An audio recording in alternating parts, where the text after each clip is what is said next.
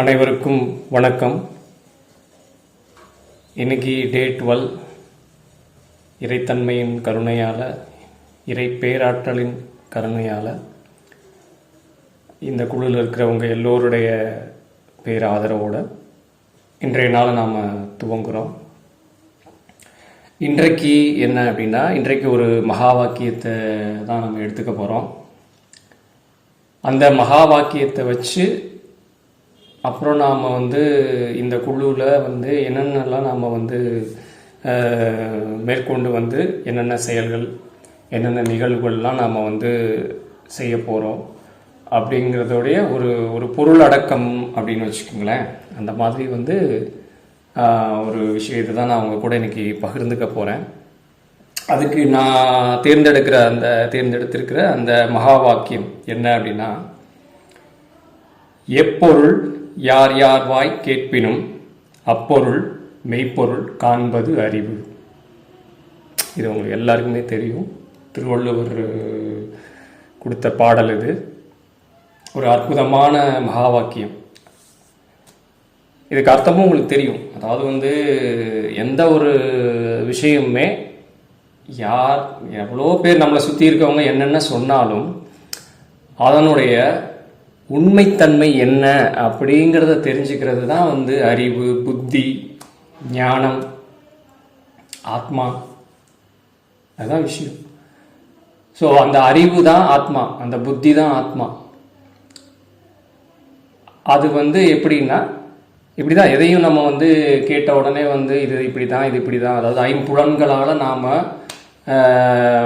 நமக்கு ஏற்படுற அந்த உணர்ச்சிகளை வச்சு, ஐம்புலன்களால் ஏற்படுற உணர்ச்சிகள், அதை வச்சு புத்தி எப்பயுமே ஒரு முடிவுக்கு வராது.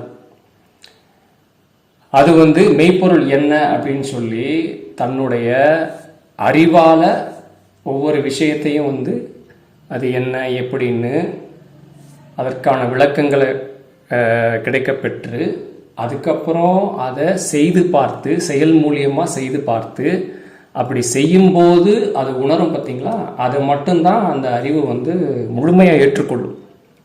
இது நமக்குள்ளே எல்லாருக்குள்ளேயும் இருக்குது. நம்ம எல்லாருக்குள்ளேயும் அந்த இது இருக்குது. நமக்கும் தெரியும், நல்லாவே தெரியும்.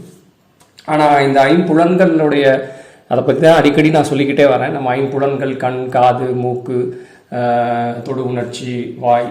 ஸோ இந்த மாதிரியான உணர்ச்சிகள் நமக்கு என்னெல்லாம் நமக்கு கொண்டு கொடுக்குதோ அதை வச்சு நாம் ஒரு முடிவு எடுத்து இது இப்படி தான் இருக்கும், அப்படி தான் இருக்கும் அப்படின்னு சொல்லி நம்ம பயணிச்சிட்ருக்கோம். அதனால தான் நிறைய சிக்கல்களே இன்றைக்கி. அதைத்தான் மாயைன்னு சொல்கிறது. மாயைனா நீங்கள் ஏதோ மாயா ஜாலம் அப்படிலாம் நினச்சிக்கிறாதீங்க. மாயை அப்படின்னாலே என்னென்னா, ஐம்புலன்களால், உணர்ச்சிகளால் ஈர்க்கப்பட்டு அது உண்மைன்னு நம்பிக்கிட்டு இருக்கோம். பார்த்தீங்களா, அதுக்கு பேர் தான் மாயை. நல்லா புரிஞ்சுக்கோங்க. இதுவரை மாயை அப்படிங்கிறது ஒரு வேளை உங்களுக்கு குழப்பம் இருந்தாலும் இதுதான் நான் எளிமையாக தான் சொல்லிகிட்டு இருக்கேன். அதாவது ஐம்புல உணர்ச்சிகளால் ஒரு விஷயம் இது இப்படித்தான் அப்படித்தான் நம்ம முடிவெடுத்து வச்சுக்கிறோம். பார்த்தீங்களா, அது எல்லாமே மாயை தான். அதைத்தான் மாயைன்னு சொல்லுவாங்க. ஆனால் புத்தி அந்த மாயைக்கே கட்டுப்படாது. புத்தி அப்படி கிடையாது. அந்த புத்தியாக இருக்கிறது தான் ஆத்மாவே. நம்ம போக போக நிறைய தெரிஞ்சுக்கிறோம். சரி, இப்போ நம்ம எப்பொருள் யார் யார் வாய் கேட்பினும் மெய்ப்பொருள் காண்பது அறிவு அப்படின்னு வள்ளுவருடைய அந்த பாடலை எடுத்துக்கிட்டு நம்ம இந்த குழுவில் பயணிக்கிறதுல, இப்போ நான் இந்த மாதிரி ஆன்மீக பாதையில் ஆரம்ப நிலையில் ஒரு மிகப்பெரிய தேடல் இருக்கும். ஏன்னா நம்மளை சுற்றி தான் மாயை சூழ்ந்து இருக்குது. மாயைகள் தானே எக்கச்சக்கமாக இருக்குது. உதாரணத்துக்கு இப்போ நான் சதுரகிரி மலை பயணம் அங்கே போய் வரும்போது அங்கே சித்தர்கள் நடமாட்டம் இருக்குது. சித்தர்கள்லாம் வாழ்கிறாங்க. சித்தர்கள் நிறைய பேர் தவம் செய்த இடம் அப்படின்னும் போது அங்கே நீங்கள் பயணித்து அங்கே போய் அங்கே இருக்கிற இறையாற்றல், இறைத்தன்மையை நீங்கள் உணரும் போது உங்களுக்கு ஒரு தெளிவு, ஞானம் கிடைக்கும். அப்படின்ற ஒரு தேடலில் சதுரகிரி பயணம் போகிறேன். அதே மாதிரி வெள்ளியங்கிரி பயணம் போகிறேன். அங்கேயும் பெரிய பெரிய சித்தர்கள், மகான்கள், ஞானிகள்லாம் பயணித்து அந்த இடத்துடைய தன்மையில் சில விஷயங்கள்லாம் செய்து அவங்களுக்கு பல புரிதல்கள் ஏற்பட்டிருக்கு அப்படின்னு. அதே மாதிரி கொல்லிமலை சொல்லவே வேண்டாம். கொல்லிமலை சித்தர்களின் வாழ்விடம் சொல்லுவாங்க. அகத்தியர் மலை, அகஸ்தியர், சித்தர்களுக்கெல்லாம் தலைவன் அகஸ்தியர்னு சொல்லுவாங்க. சித்தர்களுக்கெல்லாம் தலைவர் அகஸ்தியர். அதே மாதிரி வெள்ளிமலை, கதவு மலை, இந்த மாதிரி வந்து மலை பயணங்கள். இது வந்து நான் குறிப்பாக வந்து கொஞ்சம் தெரிஞ்ச, உங்களுக்கு ஃபெமிலியராக தெரிஞ்ச இடங்கள் மட்டும் நான் சொல்லி வரேன். நிறைய இருக்குது, எக்கச்சக்கமாக இருக்குது. ஆன்மீக பயணம் செய்து அங்கே வந்து சித்தர்கள் இருந்த இடம் அப்படின்னு சொல்லிட்டு நிறைய இருக்குது. அது சொன்னால் சொல்லிக்கிட்டே போகலாம். ஆனால் குறிப்பாக வந்து இந்த இடத்துல இந்த மலைகளை மட்டும் நான் சொல்லிட்டு நான் சொல்ல வர விஷயத்துக்குள்ளே வந்துடுறேன், அவ்வளோதான். அப்படி பயணிக்கும் போது பார்த்தீங்கன்னா, இப்போ நான் வந்து வெள்ளியங்கிரி மலையே போகிறேன்னு வச்சுக்கோங்களேன். வெள்ளியங்கிரி மலை பயணிக்கும் போது அதை பற்றிய தகவல்கள் பார்த்தீங்க அப்படின்னா ஏகப்பட்ட விஷயம் சொல்லுவாங்க. ஈவன் அதில் பயணிச்சிட்டு இருக்கிற சக பயணியாக இருக்கட்டும், ஆன்மீகத்தில் சக பயணியாக என்ன மாதிரி ஒரு தேடல் உள்ள பயணிகள் இந்த மாதிரி நிறைய பேர் இருப்பாங்க. அவங்களுக்குமே நிறைய வந்து மாயையான விஷயங்கள்ல தான் வந்து நிறைய அவங்களுக்கு புகுத்திருப்பாங்க. அந்த மாதிரி இருக்கும்போது அவங்களும் அந்த மாதிரி தான் சொல்லி வருவாங்க. சதுரகிரி பயணம், மலையேற்ற பயணம், அதுக்கு பயணிக்கும் போதும் பார்த்தீங்கன்னா அங்கேயும் அப்படிதான். அங்கே ஒரு குகை இருக்குது, அங்கே சித்தர்கள் இருக்காங்க, அந்த சித்தர்கள் வந்து அங்கே இன்னும் வாழ்ந்துகிட்டு இருக்காங்க அப்படின்ற மாதிரி சொல்லுவாங்க. கொல்லிமலை போனால் கொல்லிமலை ஒவ்வொரு அருவிக்கு அருகில் வந்து நிறைய சித்தர்கள் அங்கங்கே இருக்கிற இடங்கள்லாம் இருக்குது. அது மாதிரி கொல்லிமலையில் சித்தர்களுடைய வாழ்வியல், அங்கே தான் வந்து சித்தர்கள் தன் ஞானத்தை தேடி அங்கே வந்து பயணித்தாங்க அப்படிங்கிற மாதிரி. அதே மாதிரி வந்து கதவு மலை, வெள்ளிமலையிலையும் அகஸ்தியர் இருந்தார் அப்படின்னு அகஸ்தியர்புரம்னே இருக்குது, அந்த மாதிரி இருக்குது. இப்போ என்னென்னா, இப்போ நான் சொன்னதுலே பார்த்தீங்கன்னா கிட்டத்தட்ட எல்லாமே வந்து தகவல்கள் தான் உங்களுக்கு. இப்போ நான் சொன்னதுலே இது எல்லாமே தகவல்கள் தான், இது வந்து சேகரிக்கப்பட்ட தகவல்கள் தான். ஆனால் இதை பயணித்து முழுமையாக வந்து அங்கே என்ன இருக்குன்னு, அதாவது புலன்களுடைய சம்பந்தம் இல்லாமல் அறிவு சார்ந்து ஒவ்வொரு விஷயத்தையும் அறிவு கண்ணோட்டத்தோடு நாம் வந்து கவனித்து பார்க்கும்போது மிகப்பெரிய உண்மைகள்லாம் வந்து புரிய வருது. அது வந்து அங்கே இருக்கிற விஷயம் ஒன்று, ஆனால் வந்து அதை வந்து எப்படியெல்லாம் அதை பெருசுப்படுத்தி எந்த மாதிரிலாம் வந்து மனிதர்கள் வந்து தன்னுடைய வசதிக்கெல்லாம் வந்து எந்தெந்த மாதிரிலாம் சொல்ல முடியுமோ, கற்பனை கதை அந்த மாதிரி.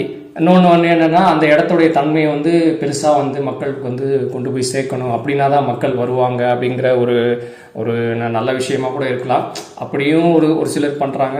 இன்னொருத்தர் என்ன பண்ணுறாங்கன்னா, அப்படிப்பட்ட இதிலெல்லாம் போய் நாங்கள் வந்து நிறைய விஷயங்களை வந்து நாங்கள் வந்து சித்தர்கள்கிட்ட பயிற்சி பண்ணிட்டு வந்தோம், சித்தர்களவே பார்த்துட்டு வந்துட்டோம், ஞானிகளவே நாங்கள் பார்த்துட்டு வந்துட்டோம் அப்படின்னு.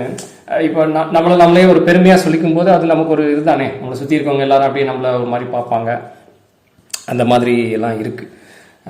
சரி, நான் இப்போ அந்த விஷயத்துக்கு தான் வந்துகிட்டு இருக்கேன். என்ன அப்படின்னா, இப்படியெல்லாம் ஒரு தேடல்கள் இருக்கும்போது, நான் அறிவு சார்ந்து தேடும்போது ஒரு சரியான அறிவு, அந்த அறிவோடு வந்து நான் பயணிக்கும்போது மாயைகள் எல்லாம் நான் உடச்சிக்கிட்டே தான் போனேன்.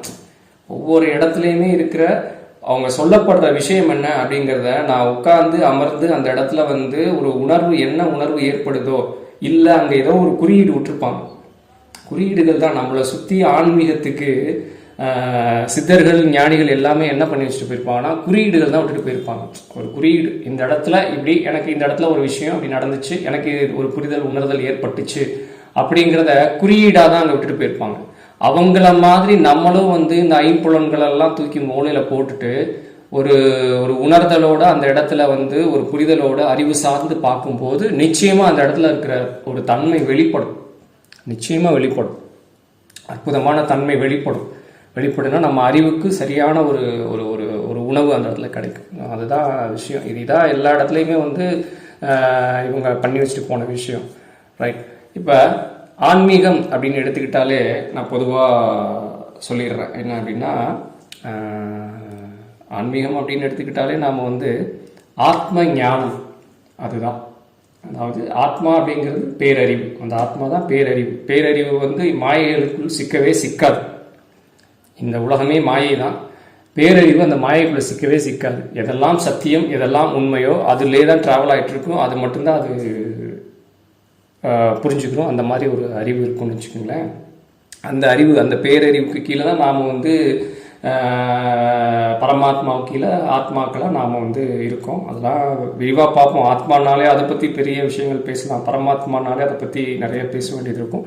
அது நம்ம பின்னாடி பார்க்கலாம், நிறைய விஷயங்களை பார்க்கலாம். இப்போ நான் சுருக்கமாக எல்லா விஷயத்தையும் சொல்லி முடிச்சிடுறேன். அப்போ ஆத்மாவுடைய ஞானம், ஆத்ம ஞானம் அப்படின்னா அந்த பேரறிவு எப்படி இருக்குது, பேரறிவு என்னவா இருக்குது, அந்த பேரறிவுக்கு இதெல்லாம் சத்தியம் அப்படிங்கிறத பற்றி ஒரு ஒரு ஒரு தெளிவு, ஒரு புரிதல், ஒரு உணர்தல் ஏற்படுறது தான் ஞானம், ஆத்ம ஞானம். சரி, இந்த ஆத்ம ஞானம் அப்படிங்கிறத எப்படி நாம் வந்து ஆத்ம ஞானத்துக்குள்ளே வர்றது, ஆத்ம ஞானத்தை பெறுறது அப்படின்னா, முதல்ல நாம் இங்கே இருக்கிற, நான் ஏற்கனவே நேற்றே சொன்னேன் என்ன அப்படின்னா, இங்கே இருக்கிற மாயைகள் எல்லாம் தெரிஞ்சுக்கிறணும். எதெல்லாம் வந்து போய், ஏன்னா நான் தான் சொல்கிறேனே, உண்மை ஒன்றே ஒன்று, ஒரு இடத்துல ஒரு உண்மை ஒன்று இருக்குன்னா அதை சுற்றி 1000 பொய்கள் தான் இருக்கு. முதல்ல அந்த பொய்களெல்லாம் உடைக்கணும். அந்த 100 பொய்கள் 1000 பொய்களெல்லாம் நம்ம என்ன பண்ணணும், அனுபவிச்சா மட்டும்தான் அதை நம்புவோம். மனம் அப்படிதான், நம்ம மனம் அப்படிதான். நம்ம வந்து இது இப்படித்தான் அனுபவிச்சதுக்கப்புறம் அது ஓகே. இப்போ நெருப்பு இருக்குது, நெருப்பு அங்கே இருக்குது, தொற்றாதன்னு சொல்லி ஒரு குழந்தைகிட்ட சொல்லும்போது நிச்சயமாக அது வந்து கேட்காது.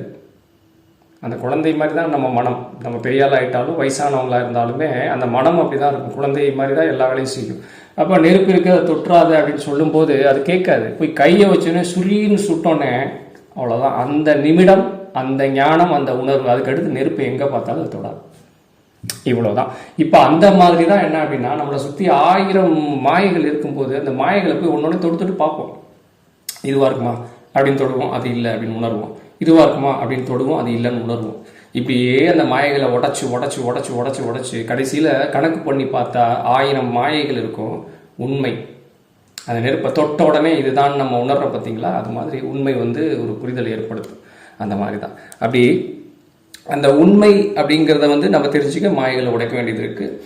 அப்போ அதுக்கு நாம் வந்து மாயைகளெல்லாம் எப்படி கையாளலாம், அதெல்லாம் எப்படி கையாண்டு, அது எந்த வழிமுறையில் நாம் அந்த மாயைகள்லாம் வந்து கையாண்டு அது மாயை அப்படிங்கிறத நாம் உணர்ந்து கொள்ளலாம் அப்படின்றதுக்காகத்தான் பெரிய பெரிய என்ன சொல்கிறது, முனிவர்கள், ரிஷிகள், இவங்களுடைய கண்டுபிடிப்பு தான் இதெல்லாம். பல பல 1000 வருடங்களுக்கு முன்னாடி வந்து அவங்க வந்து இந்த மாதிரி தேடலை முன்னெடுத்து இது இப்படி இருக்குதே என்ன அப்படின்னு ஒரு உணர்வு ஏற்பட்டு, இது என்ன, இது உண்மை, இது உண்மைத்தன்மை என்ன அப்படின்னு சொல்லி அவங்க தீவிர தேடலின் விளைவாக தான் அவங்க கொடுத்துட்டு போனதாக தான் நாம் இப்போ வந்து அனுபவிச்சுட்டு இருக்கோம். அவங்க கொடுத்துட்டு போன அத்தனையும் வேதங்கள், புராணங்கள், வேதாந்தங்கள், சித்தாந்தங்கள், இந்த மாதிரி விஷயங்கள் இருக்குது பார்த்தீங்களா. அதெல்லாம் நமக்கு எதுக்காக அவங்க கொடுத்துட்டு போகிறாங்கன்னா, நீங்களும் இந்த மாதிரி தான் கஷ்டப்பட்டுக்கிட்டு இருப்பீங்க அப்படின்னு சொல்லி அவங்க நமக்கு எளிமைப்படுத்தி கொடுத்துட்டு போகிறாங்க. ஏன்னா யாருமே வந்து ஒரு ஞானம் அடைஞ்ச ஒரு மகானோ ஞானியோ தான் வந்து இதை அடையிறதுக்காக பட்ட கஷ்டத்தை தன்னை தேடி வர ஒருத்தர் அடையக்கூடாது அப்படின்னு நினைப்பாங்க. அதான் இறைத்தன்மையோடைய குணம். நம்ம வந்து படாத பாடுபட்டு இந்த ஞானத்தை வந்து இவ்வளவு கஷ்டப்பட்டு, எவ்வளவு தொலைச்சி இழந்து, இவ்வளவு வருத்தப்பட்டு அப்படி ஒரு இதோட பண்ணோம். ஆனால் சமூகத்தில் வந்து ஒரு சாமானியனால் இந்த ஞானத்தை வந்து பெறணும் அப்படின்னா அவனுக்கு அந்த வல்லமை இருக்காது. அவனுடைய சூழல் இப்படிலாம் இருக்கும்போது நம்ம எளிமையாக அதை எடுத்து கையில் கொடுத்து, தம்பி இதுதான்ப்பா, இப்படிலாம் நீ இருந்துக்கிட்டேன்னா இப்படி ஒரு ஞானத்தை வந்து நான் அடைஞ்ச மாதிரி நீ அடைஞ்சிக்கலான்னு ஒரு எளிமைப்படுத்தி கொடுக்கறதுக்காக தான் அவங்க கஷ்டப்பட்டு இதை கொடுத்துட்டு போயிருப்பாங்க. ஸோ அந்த மாதிரி தான் விஷயங்கள். இப்போ அதை பார்த்தீங்க அப்படின்னா, நான் ஏற்கனவே ஆத்திகம், நாத்திகம் அதை பற்றி ஒரு எளிமையாக அன்னைக்கு ஒரு இதில் சொல்லும்போது சொல்லியிருப்பேன். ஆத்திகம்னா இப்படி, நாத்திகம்னா இப்படி, அது கூட வந்து தவறான புரிதல் இருக்குது அப்படின்னு. அதுதான் இன்னும் கொஞ்சம் நம்ம வந்து வேதாந்த பாஷையில் போகிறோம் அப்படின்னாக்கா அது எப்படி சொல்லுவாங்கன்னா, துவைத்தம் அத்வைத்தம் அப்படின்னு சொல்லுவாங்க. துவைத்தம் அத்வைத்தம் ஆன்மீகத்தில் வந்து 2 விஷயம்தான். உலகம் முழுவதும் ஃபாலோ பண்ணிட்டு இருக்க 2 விஷயம்தான். ஒன்று துவைத்தம், இன்னொன்று அத்வைத்தம். துவைத்தம்னா இருமை, அத்வைத்தம் அப்படின்னா ஒருமை. அதாவது இருமை என்ன அப்படின்னா, அதாவது நான் மனிதன், ஆனால் இந்த உலகத்திலே காத்துக்கிட்டு இருக்கிற சக்தி இன்னொன்று இருக்குது அப்படின்னு சொல்லிட்டு அதுக்கிட்ட வந்து நம்மளுடைய தேவைகள், விருப்பங்களை வந்து கேட்டோடனே அது நமக்கு கொடுக்கும் அப்படிங்கிற ஒரு புரிதலோட பக்தி, புரியுதுங்களா? அந்த பக்தியில் வந்து திளைச்சு அதுக்கிட்ட கேட்டு எனக்கு வேணுங்கிறத, என்னுடைய கஷ்ட நஷ்டங்களை சொல்லி அதுக்கிட்ட நம்ம கேட்குற மாதிரி நம்ம கேட்டோடனே அது நமக்கு வந்து கொடுத்துருவோங்கிற அந்த ஒரு புரிதலோடு பயணிக்கிறதுக்கு பேர் தான் துவைத்தம். அத்வைத்தம் அப்படிங்கிறது என்ன அப்படின்னா, அந்த பெரிய சக்தியே நான் தான். புரியுதுங்களா? அந்த பேரறிவு, அந்த பரமாத்மா, அந்த பரமாத்மாவே வந்து நான் தான். ஸோ எனக்குள்ளதான் அந்த பரமாத்மா இருக்காரு. நான் அதை உணரணும். உணர்ந்துட்டா நான் பரமாத்மா ஆகிவிடுவேன் அப்படிங்கிற ஒரு புரிதலோட அதுக்கு நான் என்னெல்லாம் செய்யணும், எப்படி செய்யணும் அப்படின்ற பயணிக்கக்கூடியது தான் அத்வைத்தம். புரியுதுங்களா? ஆனால் துவைத்தத்தில் இருந்தாலும் இறுதிநிலை அத்வைத்தம் தான். இப்போ எல்லாரும் பக்தியில், அதாவது சரியை, கிரியை, யோகம், ஞானம் சொல்லுவாங்க. சித்தர்கள் தான் அந்த வழிமுறை தான் சொல்லுவாங்க. அதாவது சரியை, கிரியை, யோகம், ஞானம். இந்த சரியை, கிரியை, யோகம் இது எல்லாமே பார்த்தீங்க அப்படின்னா பக்தி மார்க்கம் இப்படியும் சொல்லலாம். கர்ம யோகம்னு சொல்லலாம். யோகம் எடுத்துக்கிட்டீங்க அப்படின்னா கர்ம யோகம், ஞான யோகம் 2 இருக்கு. துவைத்தம் அத்வைத்தம் மாதிரி இப்படியும் சொல்லலாம். கர்ம யோகம், ஞான யோகம். கர்ம யோகம் அப்படின்றதுல தான் இந்த சரியை, கிரியை, அந்த யோக முறைகள் வந்துடும். ஞான யோகத்தில் ஞானம் அப்படிங்கிறது வந்துடும். சரி, அப்போ இந்த சரியை, கிரியை இதிலெல்லாம் நம்ம என்ன பண்ணுவோம் அப்படின்னாக்கா முழுக்க முழுக்க பக்தி மார்க்கம் தான். அதாவது மந்திரங்கள் முழுக்க முழுக்க வந்து இறையை வந்து எடுத்து அப்படி முன்னாடி வச்சுக்கிட்டு ஒரு சிலையாவோ ஒரு குறியீடாவோ முன்னாடி வச்சுட்டு அதுக்கிட்ட வந்து நம்மளுடைய போற்றுதல், புகழ்தல், வேண்டுதல் இது எல்லாத்தையும் வந்து அதுக்கிட்ட கொட்டிக்கிட்டே இருப்போம். அப்படி நாம் கொட்டும்போது அதுக்கிட்ட இருந்து நமக்கு ஒன்று கிடைக்கும் அப்படிங்கிற ஒரு புரிதலோட தீவிரமான அந்த ஒரு விஷயத்தில் வந்து ஆழமாக பயணிப்போம் இல்லைங்களா? அது நம்ம அதுதானே பண்ணிகிட்டு இருக்கோம், நிறைய பண்ணிகிட்டு இருக்கோம். என்ன அப்படின்னாக்கா கோவில்கள், ஆலயங்கள் இந்த மாதிரி இருக்குது. மந்திரங்கள், உச்சாடனங்கள், புரியுதுங்களா? யாகம், இதெல்லாம் யாகம் வளர்க்குறது, இந்த மாதிரி நிறைய செயல்கள் இருக்குது. ஸோ அந்த செயல்கள் எல்லாம் நாம் வந்து செஞ்சு செஞ்சு செஞ்சு செஞ்சு செஞ்சு அந்த நம்ம முன்னாடி இருக்கிற அந்த குறியீட்டுக்கிட்ட கேட்டு அந்த பேரறிவு வந்து நமக்கு முன்னாடி இருக்குது, அது வேறு நான் வேறு அப்படின்னு நினச்சிக்கிட்டு அதுக்கிட்ட கேட்டு நம்ம வாங்கி நம்ம வந்து பயன்பெறலான்ற இதோட பயணிக்கிறது. ஆனால் இப்படி செய்ய செய்ய செய்ய செய்ய தான் இந்த சரியை, கிரியை, யோக முறைகள் நம்ம வந்து அது தீவிரமாகி அதோட உச்சநிலை தான் ஞான நிலை வரும். புரியுதுங்களா? அந்த துவைத்தத்திலிருந்து அந்த உச்சநிலை தான் அத்வைத்த நிலை. அத்வைத்த நிலை கடைசியில் என்ன புரிய வரும் அப்படின்னாக்கா அந்த பேரறிவு, அந்த மிகப்பெரிய அறிவு, அந்த மிகப்பெரிய சக்தி, அந்த மிகப்பெரிய வல்லமை நமக்குள்ளதான் இருக்கு அப்படிங்கிற ஒரு புரிதல் வந்துடும். அதுதான் கடைசி நிலை, ஞான நிலை, அத்வைத்த நிலை. அந்த புரிதல் வந்த உடனே முழுக்க முழுக்க முழுக்க முழுக்க முழுக்க நமக்குள்ளே நம்ம இதுவரைக்கும் வெளியில செஞ்சுக்கிட்டு இருந்த எல்லா விஷயத்தையும், நம்ம எதிர்த்தாப்படி சொல்லிக்கிட்டு இருந்த அத்தனை விஷயத்தையும் அப்படியே உள்நோக்கி திரும்பிடுவோம். புரியுதுங்களா? இறைத்தன்மை, அந்த ஏதுமற்ற யாதுமான தன்மை இருக்கு பார்த்தீங்களா? அதுதான் நம்ம உள்ள திரும்புறதுக்கான விஷயங்கள். அதுதான் அந்த தியானம் பண்றோம்.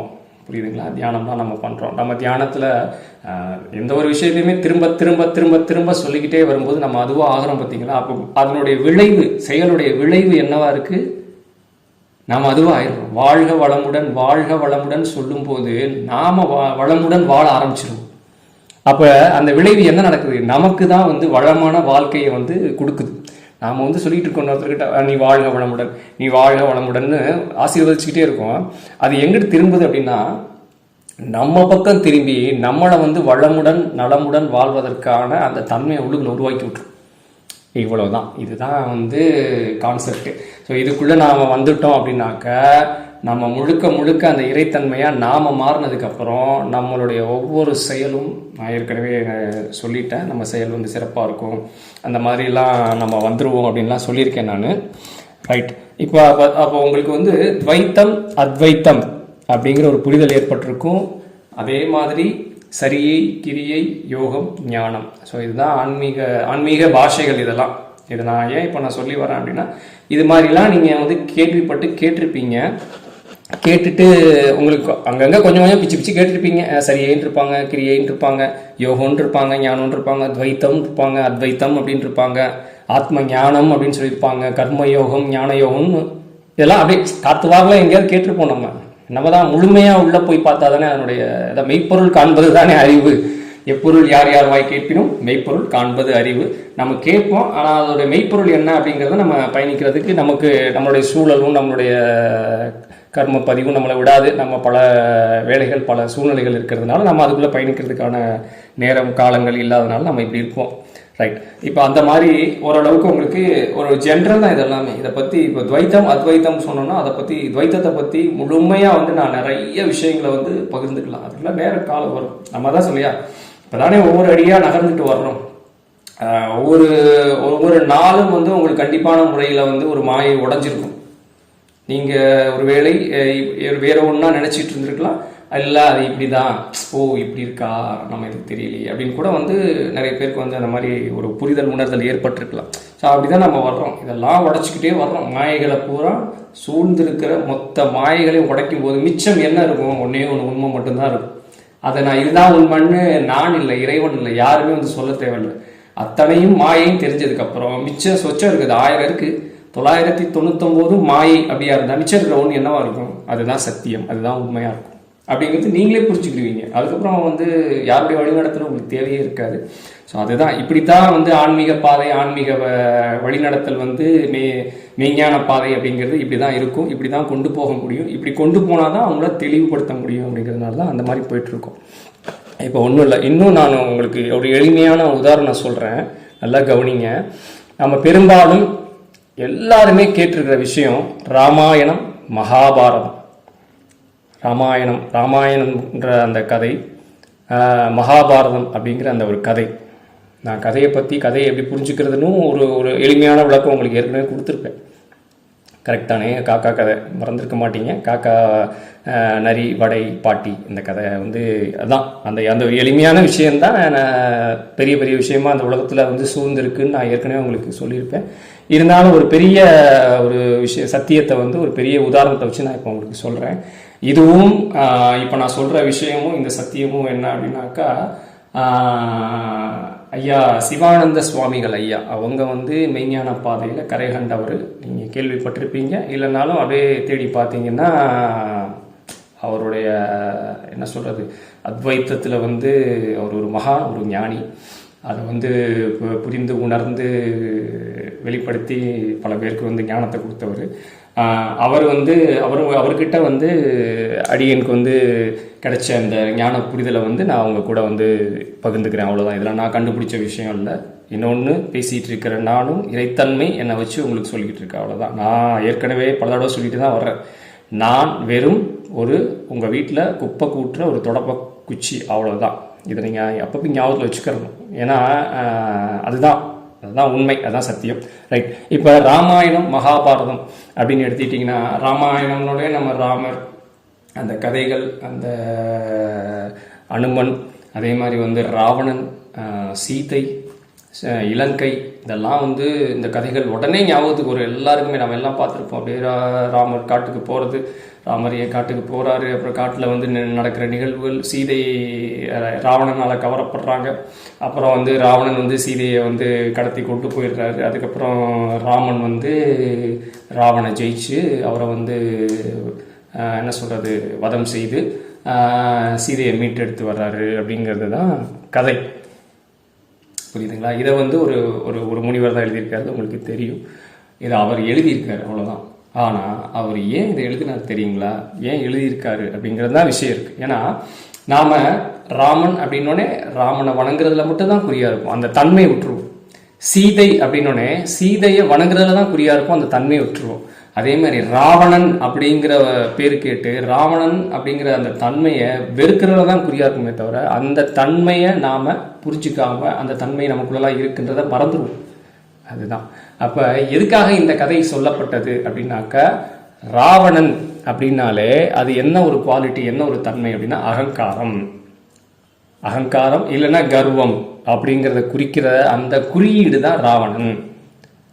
புரியுதுங்களா? அவருக்கு உடனே 10 தலை இருக்கு அப்படின்னு சொல்லியிருப்பாங்க. 10 தலைகள் அப்படிங்கிறது என்னன்னா 10 வகையான இந்திரியங்கள் அப்படிங்கிறத நம்ம பார்ப்போம். இந்திரியங்கள் அப்படிங்கிறது அதை பற்றி பேசணும்னா அது ஒரு தனி டாபிக். இந்திரியங்கள் அப்படிங்கிறது நான் எளிமையாக சொல்கிறேன். நம்மளோட ஐம்புல வேட்கைன்னு வச்சுக்கோங்களேன், நம்ம உணர்ச்சிகள் சம்மந்தப்பட்ட ஒரு இதைத்தான் மொத்தமாக என்ன சொல்லுவாங்க அப்படின்னா இந்திரியங்கள் அப்படின்னு சொல்லுவாங்க.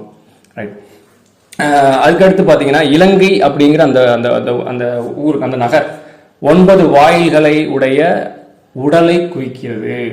அதாவது நம்ம உடம்புல இருக்கிற 9 வாயில்கள்லாம் தெரியும் இல்லைங்களா? நமக்கு உடம்புல வந்து 9 துவாரங்கள் இருக்குது பார்த்தீங்களா? 9 துவாரங்களையும் மிகப்பெரிய விஷயங்கள்லாம் இருக்குது. அதை பற்றி பேசினா அது ஒரு டாபிக் தனியாக பேசலாம். ரைட். இப்போ ஒவ்வொன்றும் ஏன் வந்து அவங்க அந்த ஒரு தன்மையை புரிய வைக்கிறதுக்காக ஒரு குறியீடு தான் இதெல்லாம்.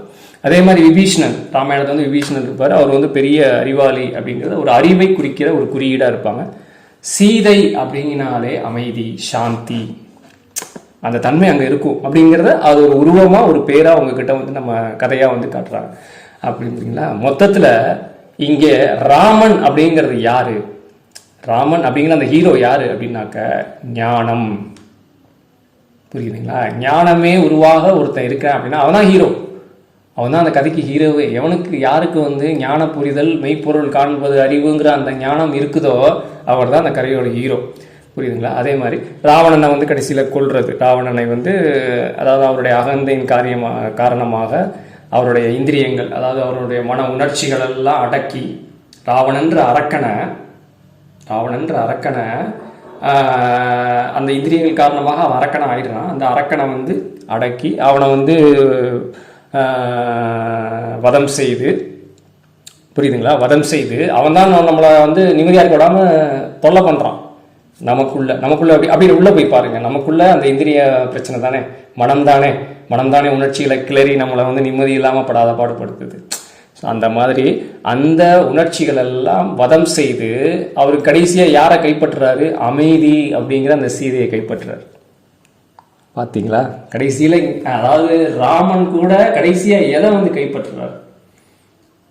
அமைதி தான். சர்வ வல்லமை படைத்த ராமன் அவர் கடைசியில் எதுக்காக இவ்வளவு போராட்டம் நடத்தி எதை வந்து அவர் அடைகிறாரு அப்படின்னா அமைதி, சாந்தி. அதுதான் வேணும். அது இல்லாததுனால தான் மனிதர்களாகிய நாம் இந்த பாடுபடுறோம் அப்படிங்கிற அந்த சீதைங்கிற அந்த சாந்திங்கிற அந்த சக்தியை பெறுறாரு அப்படின்னு சொல்லி தான் இந்த அதாவது என்னன்னா ராமாயணம் அப்படிங்கிற இந்த கதைக்குள்ளே இருக்கக்கூடிய மிகப்பெரிய தன்மைகளை வந்து உருவகப்படுத்தி அது ஒரு கேரக்டர்லாம் ஃபிக்ஸ் பண்ணி அதுக்கு வந்து நிறைய ஸ்கிரிப்டெல்லாம் எழுதி டைலாக்ஸ்லாம் எழுதி, பார்த்தீங்களா, நம்ம சினிமா படம் பார்ப்போம் இல்லைங்களா? இப்போல்லாம் சினிமா படம் தானே ரொம்ப விரும்பி பார்க்குறோம். ஸோ அந்த மாதிரி அந்த சினிமா படங்கள் நமக்கு தெரியும், இது சினிமாவில் வந்து இது சொல்கிறாங்க அப்படின்னு அதை புரிஞ்சுக்கிறோம். ஆனால் இது மாதிரி தான் அந்த காவியங்கள் ராமாயணத்தில் வந்து சொல்லப்பட்டது.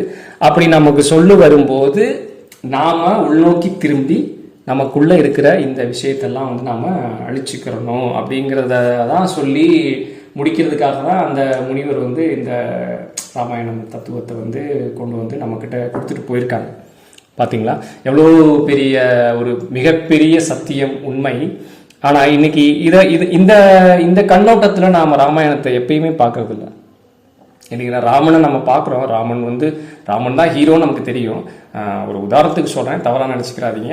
இப்போ நம்ம தமிழ் படங்களில் சூப்பர் ஸ்டார் ரஜினிகாந்த் அப்படின்னா, ரஜினிகாந்த் அந்த படத்தில் அவர் என்னென்ன கேரக்டர் ரோல்லாம் பண்ணுறாரு, அதாவது நல்ல விஷயங்கள் நல்ல குணங்கள்லாம் அவர்கிட்ட இருக்குது, அதனால் அவர் ஹீரோவாக அந்த படத்தில் இருக்கார்.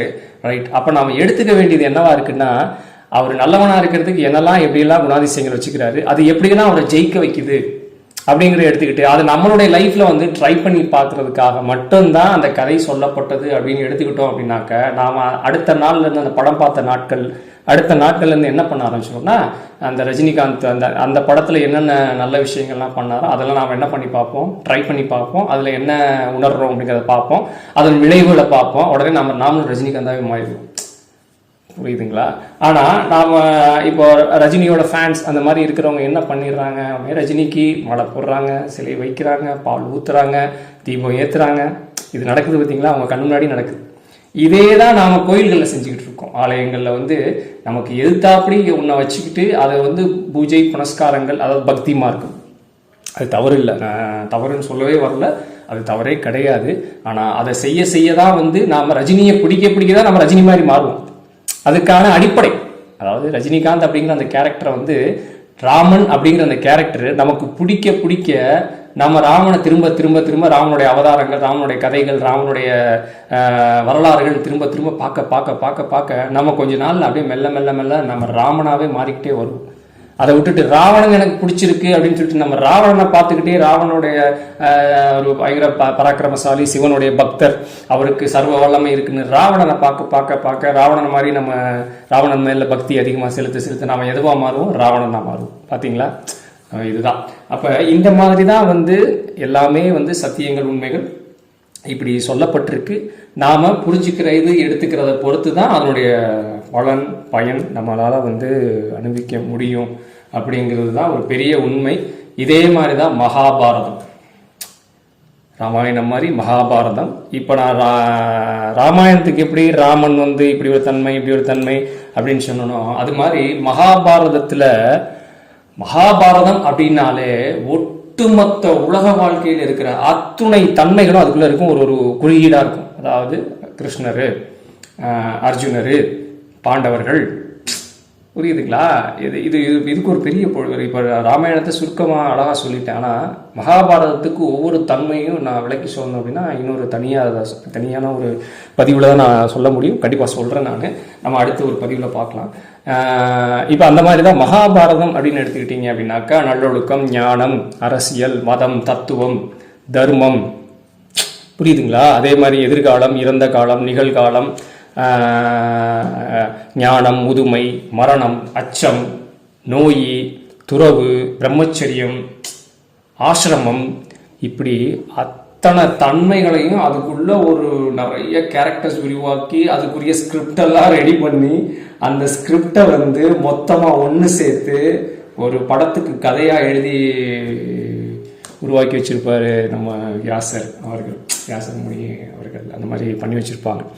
இப்போ அதையும் நாம் எப்படி எடுத்துக்கணும் அப்படின்னா ராமாயணம் சொன்ன மாதிரி தான் நம்ம அது மகாபாரதம் தனியாக பார்க்கும்போது நம்ம எழுதணும். ஸோ விஷயம் அதுதான். இப்போ நான் விஷயத்துக்கு வந்துடுறேன். ஸோ இப்படித்தான் வந்து எப்பொருள் யார் யார் வாய் கேட்பினும் மெய்ப்பொருள் காண்பது அறிவு. புரியுதுங்களா? நீங்கள் சதுரகிரிக்கு போனாலும் சரி, வெள்ளியங்கிரிக்கு போனாலும் சரி, இமயமலைக்கு போனாலும் சரி, இமயமலையை பற்றி சொல்லணும்னா அதுக்கு ஒரு தனி ஒரு பதிவு நான் போடணும். அங்கே என்ன இருக்குது, என்ன தேடுறோம், அங்கே என்ன கிடைக்கும்ன்றதை பற்றி ஒரு புரிதல் இருக்குது. ஒரு அற்புதமான புரிதல்லாம் இருக்குது.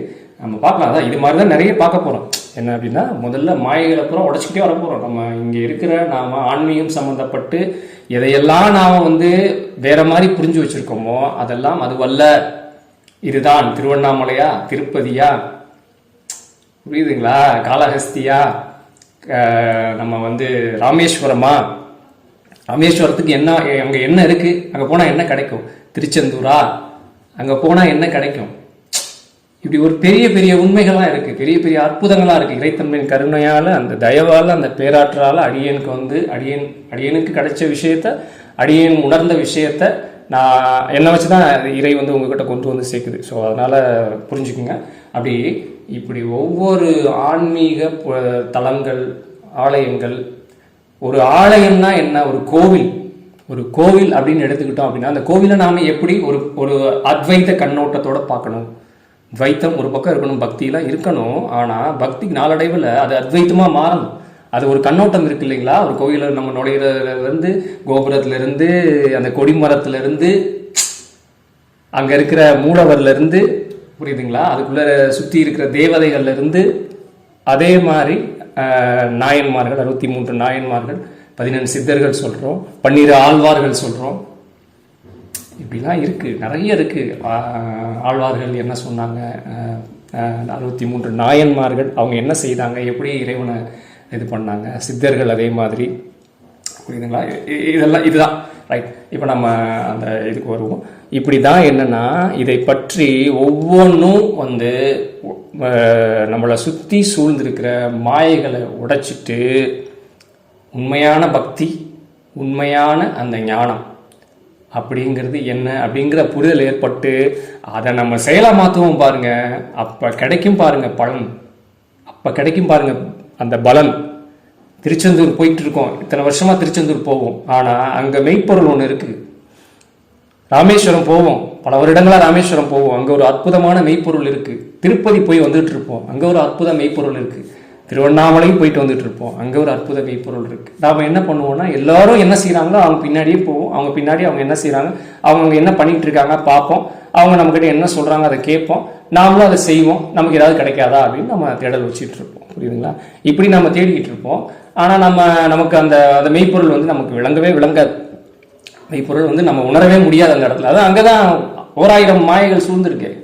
திருவண்ணாமலையாக இருக்கட்டும், திருப்பதியாக இருக்கட்டும், திருச்செந்தூராக இருக்கட்டும், ராமேஸ்வரமாக இருக்கட்டும், மூலவர் உள்ள குண்டா உட்காந்துருப்பார். ஆனால் அவருக்கு சுற்றி மாயைகள் லட்சக்கணக்கில் சுற்றி கிடக்கும்.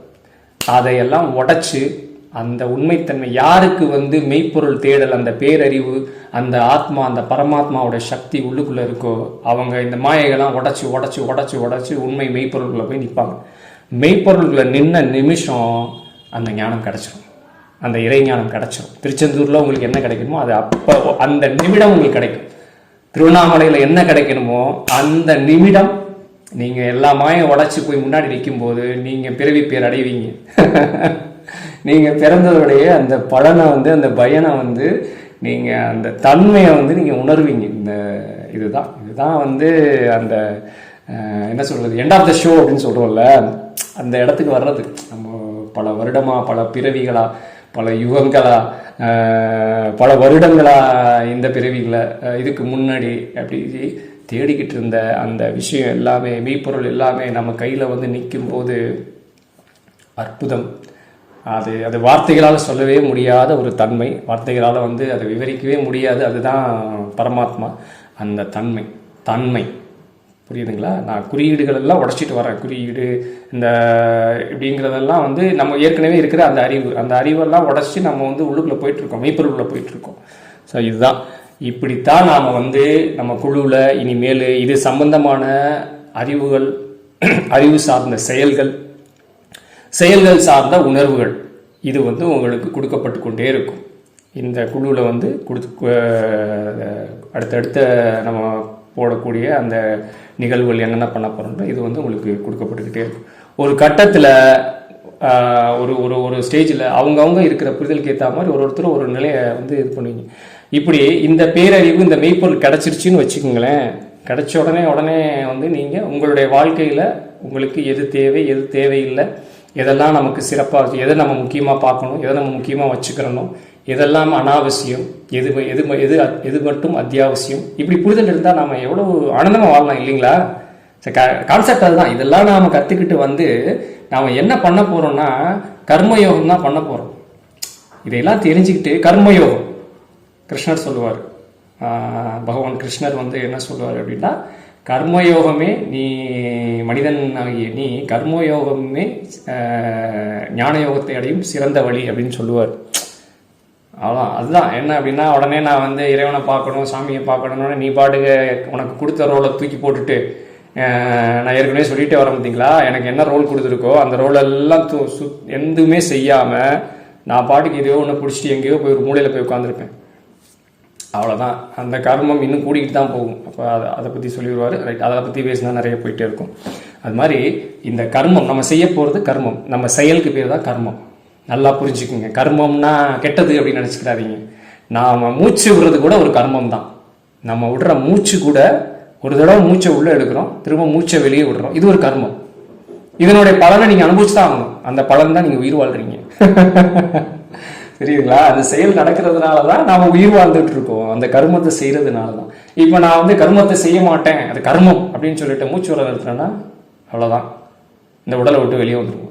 ஸோ இது மாதிரி தான் நமக்கு இந்த பிறவி, நாய் பிறவியோ, நரி பிறவியோ, யானை பிறவியோ, சிங்கப்பிறவியோ ஏன் கொடுக்கப்பட்டது, எதுக்காக இந்த பிறவி கொடுக்கப்பட்டது, எதற்காக இந்த இடத்திற்கு நான் வந்திருக்கிறேன். ரைட், இப்போ நான் என்னவா இருக்கேன், என்னவா ஆகணும், புரியுதுங்களா? இப்போ நான் எப்படி இருக்கேன், என்னவா இருக்கேன், என்னவா ஆகணும், இப்படி எல்லாம் ஒரு புரிதல் வந்துச்சுன்னா அப்புறம் உங்களுக்கு என்ன குழப்பம் இருக்கும்? எந்த குழப்பமும் இருக்காது. அமைதி அங்கே தான் கிடச்சிடும். அமைதி, அந்த சாந்தி கிடச்சிடும். எதை செஞ்சாலும் அமைதியாக சாந்தியாக செஞ்சுட்டே போயிட்டே இருப்பீங்க. கர்மத்தை சரிவர செய்து, அந்த கர்மம் சரிவர செய்து நம்ம வரும்போது ஞானம் கிடைக்க ஆரம்பிச்சிடும். ஞானம் கிடைச்சோன்னா நான் ஏற்கனவே சொன்ன மாதிரி ரெண்டு விஷயம் தான் நம்ம பண்ண போகிறோம், உபாசனா, நிதித்தியாசனா. ஸோ இந்த கர்மத்தை எப்படிலாம் செய்யலாம் அப்படின்னு உபாசனாவில் நம்ம கற்றுக்குருவோம். அப்புறம் செஞ்சு நமக்கு ஞானம் கிடச்சிரும். ஆனால் ஞானம் கிடைச்சிட்டாலும் நம்ம உடனே பறந்து அப்படியே இந்த பூமியை விட்டு போயிட மாட்டோம். புரியுதுங்களா? இன்னும் நமக்கு மிச்சம் இருக்கிற கர்மத்தெல்லாம் கழித்து முடிக்கணும் இல்லைங்களா? அதனால மீதி இருக்கிற நாட்கள்லையும் இந்த கிடைக்கப்பெற்ற ஞானத்தை தக்க வச்சு மீதி இருக்கிற நாட்களையும் நம்ம செலவழித்து அப்புறம் நாம் அமைதியாக சாந்தியாக இந்த மொத்த உலகத்தை விட்டு நாம் நிம்மதியாக பயணிக்கிற அந்த ஒரு நிகழ்வு நடக்குது. இதுதான் சத்தியம். இதுதான் ஒரு பெரிய ரகசியம் அப்படின்னு கூட வச்சுக்கலாம். ஸோ நான் இன்றைக்கும் வந்து ஒரு அற்புதமான ஒரு எப்பொருள் யார் யார் வாய் கேட்பினும் அப்பொருள் மெய்ப்பொருள் காண்பது அறிவு அப்படிங்கிற அந்த திருவள்ளுவருடைய அந்த பாடலை வச்சு இதில் நம்ம குழுவில் வந்து அடுத்து என்ன செய்ய போகிறோம் அப்படிங்கிற ஒரு புரிதலையும் நான் உங்களுக்கு உணர்த்தியிருக்கேன். மொத்தத்தில் ஆன்மீகம் அப்படிங்கிறத ரொம்ப எளிமையாக, ஆன்மீகம்னா என்னன்னே தெரியாது, கடவுள்னா என்னன்னே தெரியாது, பக்தினா என்னன்னே தெரியாது, யோகம்னா என்னன்னே தெரியாது, ஞானம்னா என்னன்னே தெரியாமல் இருந்த ஒரு ஒரு சராசரி சாமானியனுக்கு கூட இந்த பதிவை நீங்கள் அமைதியாக கூர்ந்து கவனிச்சிருந்தீங்க அப்படின்னா ஒரு பெரிய புரிதல் கிடச்சிடும். அதுக்கப்புறம் என்ன, இதெல்லாம் எப்படி செய்யலாம், இதெல்லாம் என்ன, இது எங்கே இருக்குது, அவ்வளோதான். அதை ஒன்றொன்னே தேடுவோம், அதோடைய மெய்ப்பொருளை கண்டுபிடிப்போம், அதை செய்வோம், நிம்மதி அடைஞ்சிருவோம். இவ்வளோதான் நடக்க போகுது. இதுதான் இந்த குழுவுடைய ஏதுமற்ற யாதுமான தன்மை. ஓகேங்களா? அந்த ஏதுமற்ற யாதுமான தன்மை, அந்த தன்மையை நோக்கி தான் நம்ம பயணிச்சுட்டு இருக்கோம். இந்த 14 நாட்கள் முடிஞ்ச உடனே நான் ஏற்கனவே குறிப்பிட்டிருந்தேன். இன்றைக்கி கூட நான் வந்து உங்களுக்கு ஒரு குறிப்பு சொல்லியிருந்தேன். யாரெல்லாம் வந்து அடுத்த நம்ம இந்த 14 முடிஞ்சு அடுத்து மறுபடியும் அடுத்த கட்டம் நம்ம நகர்றதுக்கான செயல்கள் எல்லாம் ப்ரிப்பேர் பண்ணி அதுக்கான குழு உறுப்பினர்கள் எல்லாம் நீங்கள் ஜாயின் பண்ணி தொடங்க ஆரம்பிச்சிருவோம். அதுக்கு தான் நான் கேட்டிருந்தேன், யாருக்கெல்லாம் வந்து இதில் கண்டினியூ பண்ணுறதுக்கு விருப்பம் இருக்கோ அவங்க அந்த விருப்பம் அப்படிங்கிற அந்த ஒரு மெசேஜ் மட்டும் அனுப்பிச்சி வைங்கன்னு சொல்லியிருந்தேன். ஸோ 14வது நாட்கள் வரைக்கும் இதுக்கு நேரம் இருக்குது, நீங்கள் அனுப்பி வைங்க. இன்னொரு விஷயம்னு சொல்லிக்கிறேன், கட்டாயத்தின் பேரில் இறைத்தன்மை அப்படி ஒரு விஷயமே செய்யாது. அப்படி செய்யணும்னு நினச்சிருந்தா அது சர்வாதிகாரி ஆயிருக்கும் இன்னைக்கு. கரெக்டானே? இறைத்தன்மைக்கு எல்லா வல்லமையும் இருக்குது. அது நினச்சா உங்களை எல்லாம் வந்து ஆட்டுக்கூட்டம் மாதிரி ஒரு கட்டுப்பாடுகளை வச்சு நீ இப்படித்தான் இருக்கணும்னு சொல்லி சர்வாதிகாரம் பண்ணியிருக்கோம். அது கிடையாது, அது இறைத்தன்மையே கிடையாது. புரியுதுங்களா? அது இயல்புள்ள அது புரிதலோட தன்னை உணர்ந்து, தான் யார் என்பதை உணர்ந்து, தான் எங்கிருந்து வந்தோம் என்பதை உணர்ந்து, தான் எங்கு போக போகிறோம் என்பதை உணர்ந்து, அதை புரிந்து, தான் செய்த கர்ம வினைகளை சரிவரச் செய்து அப்புறம்தான் வந்து என்னை வந்து அடைய முடியும் அப்படிங்கிற மாதிரி ஒரு சட்டத்தை உருவாக்கி வச்சிருக்காரு இறைவன்.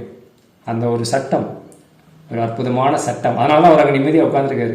இல்லைன்னு வச்சுக்கோங்களேன், அவர் நம்மெல்லாம் ஒரு 10 பேரை கவனிச்சோம்னாலே பைத்தியம் பிடிச்சிருவோம். மொத்த அண்ட பேரண்டங்களையும் இறைவன் வந்து உட்காந்து பார்த்துக்கிட்டே இருக்கணும் அப்படின்னாக்கா அவர் என்னவாயிருவார்? அதெல்லாம் கிடையாது. ஒரு சிஸ்டம் செட் பண்ணி வச்சுட்டு உட்காந்துக்குவார், அவ்வளோதான். இந்த சிஸ்டம் செட் பண்ணி வச்சிருக்கு. அதெல்லாம் முடிச்சு எவன் வந்து நம்ம கேம் பார்க்குறோம் இல்லைங்களா, விளையாட்டு பார்க்குறோம் இல்லையா, இந்த லெவல்லாம் தாண்டோடனே ஃபைனல் லெவல் முடிச்சு வரும். ஃபைனல் லெவல் யார் வர்றாங்களோ அவங்களுக்கு பரிசு. அதே தான் நமக்கு செட் பண்ணி வச்சிருக்காரு. இதெல்லாம் லெவல்லாம் நீ கிராஸ் பண்ணி வந்தால் ரைட், நீ இங்கே வந்துடலாம்ப்பா. இல்லைன்னா நீ அந்த லெவலை வந்து எப்போ ஜெயிக்கிறியோ அன்னைக்கு வரைக்கும் நீ உன்னுடைய திறமை தான். உனக்கு நான் எல்லாமே கொடுத்துருக்கேன், உனக்கு நான் கொடுக்காதே கிடையாது, எல்லாமே கொடுத்தாச்சு. இனி வந்து அதை எப்படி பயன்படுத்தி என்ன பண்ணணும் அப்படிங்கிறது நீ தான் பண்ணிக்கிறணும். அது தெரியல அப்படின்னா என்கிட்ட கேட்கலாம். தெரியலன்னு நீ கேட்டாலும் நான் சொல்லி கொடுத்துரு, நீ தான் கேட்க மாட்டியே. நீ பெரிய ஆள் நினச்சிக்கிருவ, நீ பெரிய அறிவாளி, நீ தான் பேரறிவு அப்படின்னு நீ நினச்சிக்கிருவ. நம்ம தான் எல்லாம், நம்ம தான் அந்த உலகையே ஆள்றோன்ற நினைப்பெல்லாம் உனக்கு இருக்கிற வரைக்கும் நீ அந்த கேமில் வந்து பயங்கரமான போராட்டத்தில் இருப்ப. ரைட்? அதையும் நீ உணர்ந்து தான் வருவ, உணர போற. எனக்கு தெரியும், அவருக்கு தெரியும் இல்லையா, எங்க நம்மளுடைய எண்டு என்னன்னு தெரியும். நம்மளை ஸ்டார்ட் பண்ணி வச்சவருக்கு தெரியாதா நம்மளுடைய எண்டு எதுன்னு? அதே தான். அவர் மாதிரி ஸ்டார்ட் பண்ணி வச்சுட்டு அவர் உட்காந்துருப்பாரு, சிஸ்டத்தை செட் பண்ணிட்டு. நம்ம எல்லாம் இதுக்குள்ள இது பண்ணிட்டு இருக்கோம். ரைட்? இப்பயும் வந்து இறைத்தன்மை, அதனால இப்படி இந்த மாதிரி கேம்ல வந்து குழப்பத்தில் இருக்கிற எல்லாருக்கும் இறைத்தன்மை வந்து ஒரு கைட் கொடுக்குதுன்னு வச்சுக்கோங்க. ஒரு கைடை கொடுக்குது, இதான்ப்பா ரூல்ஸ் அண்ட் ரெகுலேஷன்ஸ், இதான்ப்பா அப்படின்னு சொல்லி ரூல்ஸ் அண்ட் ரெகுலேஷன்ஸ் இப்படி இருக்குது, இதெல்லாம் ஃபாலோ பண்ணி இப்படிலாம் ஜெயிச்சு இப்படி எண்டுக்கு வரலாம் அப்படின்னு சொல்லி அது சொல்லுதுன்னு வச்சுக்கோங்க. அடியேன் இந்த தொடப்பு கட்டையை வச்சு உங்ககிட்ட வந்து இறை பேராற்றல் வந்து வெளிப்படுத்துது. ரைட்? இதை பயன்படுத்திக்கிங்க. நம்ம டே 13. ஸோ நாளை கழிச்சு இன்னும் 2 நாள் தான் இருக்குது. நாளைக்கு கிட்டத்தட்ட நம்ம நெருங்கிடுவோம். நாளைக்கு நான் சில விஷயங்களை வந்து உங்கள் கூட பகிர்ந்துக்கிறேன். இன்றைய நாள் டே 12 ரொம்ப சிறப்பாக அமைஞ்சுது. இறைத்தன்மையின் கருணையால், அதனுடைய பேராற்றலோட அடியேன் வந்து உங்களுக்கு பெரிய ரகசியங்கள்லாம் வெளிப்படுத்த முடிஞ்சுது. அதுக்கு நன்றியை சொல்லி, அப்புறம் நீங்கள் இதெல்லாம் இங்கே பயணிச்சுட்டு வர்ற அத்தனை பேருக்கும் நன்றியை சொல்லிக்கிறேன். நன்றி.